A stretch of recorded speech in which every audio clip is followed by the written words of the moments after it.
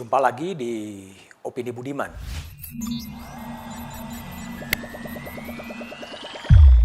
Sekarang di Senayan, di gedung parlemen, sedang ada tawar-menawar politik yang menjadi bahan untuk tawar-menawar atau transaksi politik adalah revisi Undang-Undang Pemilu.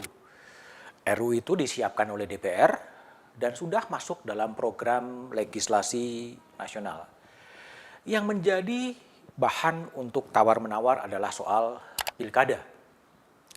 Pilkada akan dilaksanakan di tahun 2024, 2022, atau 2023. Kalau mengikuti undang-undang, pilkada serentak itu akan berlangsung di tahun 2024. Bersamaan dengan pemilu presiden, bersamaan dengan pemilu legislatif, pemilu DPD, dan juga pilkada serentak di 271 pilkada. Itu yang akan terjadi di tahun 2024. Dasarnya apa? Dasarnya adalah dalam Undang-Undang Nomor 10 Tahun 2016 di Undang-Undang Pemilu, pemungutan suara serentak nasional dan pemilihan gubernur dan wakil gubernur, bupati dan wali kota dan wakil wali kota di seluruh wilayah negara kesatuan Republik Indonesia dilaksanakan pada bulan November 2024. Artinya November 2024 akan ada pemilu serentak presiden, DPR, DPD, dan bupati. Nah, masalahnya apa? Masalahnya adalah pada tahun 2022 dan 2023 itu akan ada sejumlah gubernur, 7 gubernur pada tahun 2022 dan 17 gubernur di tahun 2023 yang berakhir masa jabatannya. Berakhir masa jabatannya artinya pemilu itu kemudian baru akan dilangsungkan di tahun 2024. Nah, itulah yang menjadi masalah.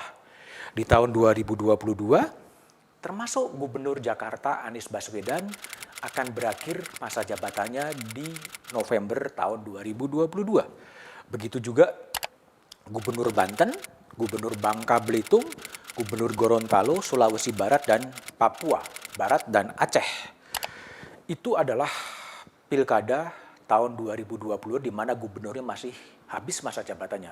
Begitu juga di tahun 2023 akan ada 17 gubernur ya, yang habis masa jabatannya di tahun 2023. Di antaranya ada Gubernur Jawa Barat Ridwan Kamil, Gubernur Jawa Tengah Ganjar Pranowo, Gubernur Jawa Timur Khofifah Indar Parawansa, dan sejumlah gubernur. Ada Gubernur Bali Wayan Koster, Gubernur Nusa Tenggara Barat, Gubernur Nusa Tenggara Timur, Kalimantan Barat, dan sejumlah provinsi lain. Sebaliknya, jika undang-undang itu kemudian akan diberlakukan, artinya pemilu serentak akan 2024, akan ada sejumlah gubernur yang dipilih pada tahun 2020, masa jabatannya itu tinggal 3,5 tahun atau 4 tahun. Gubernur Sumatera Barat, Gubernur Jambi itu akan termasuk masa jabatannya terpotong. Nah, gimana solusinya? Undang-undang mengatakan itu akan ditunjuk pejabat gubernur. Masalahnya, adakah orang-orang yang harus menjabat di 7 wilayah berdasarkan pemilu pilkada 2022 dan 17 wilayah di pemilu 2023. Ini adalah masalah. Masalahnya menjadi kian menarik dan menjadi transaksi politik adalah ini dikaitkan dengan kontestasi pemilu presiden di 2024. Di antara gubernur-gubernur yang ada, Gubernur Anies Baswedan, Gubernur Ridwan Kamil, Gubernur Ganjar Pranowo dikonstruksikan sebagai calon-calon potensial untuk menjadi kandidat presiden di tahun 2024. Gubernur-gubernur itu adalah kandidat-kandidat untuk menjadi capres. Disinilah transaksi, disinilah tawar-menawar politik akan terjadi.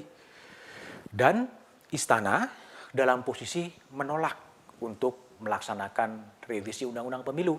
Artinya, pemilu serentak akan digelar di tahun 2024. Artinya pada tahun 2022 sejumlah gubernur seperti Anies Baswedan tentunya akan mengakhiri masa jabatannya dan ditunjuk orang lain untuk menjabat pejabat gubernur.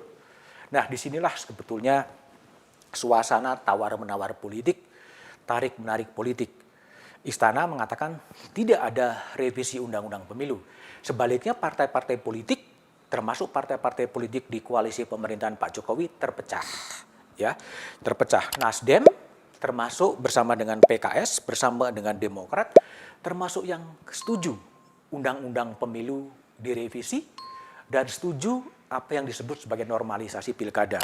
Artinya pilkada 2022 akan dilangsungkan, pilkada 2023 akan dilangsungkan. Terlalu banyak pelaksana tugas, terlalu banyak pejabat gubernur kalau gubernur-gubernur itu kemudian dikosongkan. Itu satu argumen. Argumen yang kedua adalah mengacu kepada pemilu di 2019. Banyak petugas, 894 petugas KPPS meninggal dunia dan anggarannya cukup besar. Itu yang membuat posisi Nasdem, posisi PKS dan Demokrat setuju revisi undang-undang pemilu dan setuju normalisasi pilkada. Sebaliknya, Golkar, P3, PAN, dan Gerindra menolak revisi undang-undang pemilu. Undang-undang pemilu ini belum pernah dipakai. Belum pernah dipakai, masa mau direvisi? Dan sebaliknya tidak perlu direvisi. Lebih-lebih dengan kondisi sosial politik lagi pandemi dan pemulihan ekonomi. Posisi berbeda diambil oleh PDIP dan PKB.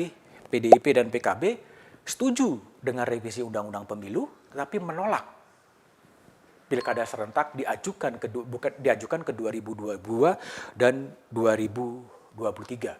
Nah, karena ini adalah undang-undang RUU inisiatif DPR, tentunya partai politik di DPR harus berembuk terlebih dahulu.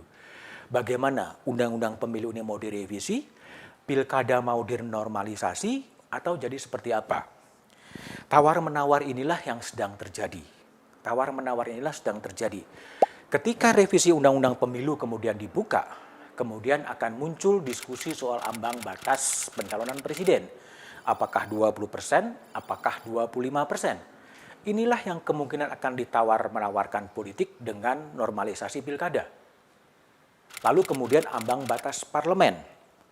Ya, kemudian sistem pemilu yang akan dipakai. Sehingga begitu banyak sebetulnya problem-problem yang ada dalam di balik gagasan untuk melakukan revisi undang-undang pemilu. Bahwa faktanya akan banyak kepala daerah yang kemudian kosong di 2022, padahal pada waktu itu adalah masa pandemi, ini akan menjadi sebuah masalah yang harus dipertimbangkan. Kalau ambang batas calon presiden tetap 20 dan 25%, polarisasi seperti yang pemilu 2019 akan terjadi. Dan sebaiknya memang ruang untuk ambang batas diturunkan sehingga publik bisa mendapatkan begitu banyak, ada 3 atau 4 calon presiden 2024. Nah, negosiasi politik itu segera terjadi. Hendaknya elit politik betul-betul mempertimbangkan sebuah pemilu yang berkualitas, tetap tidak menggoncang kohesivitas nasional karena bangsa ini butuh konsentrasi untuk menyelesaikan pandemi, menyelesaikan krisis ekonomi, tapi sistem pemilu tetap harus diperbaiki. Tapi apapun yang terjadi, janganlah pernah lelah untuk tetap mencintai Indonesia.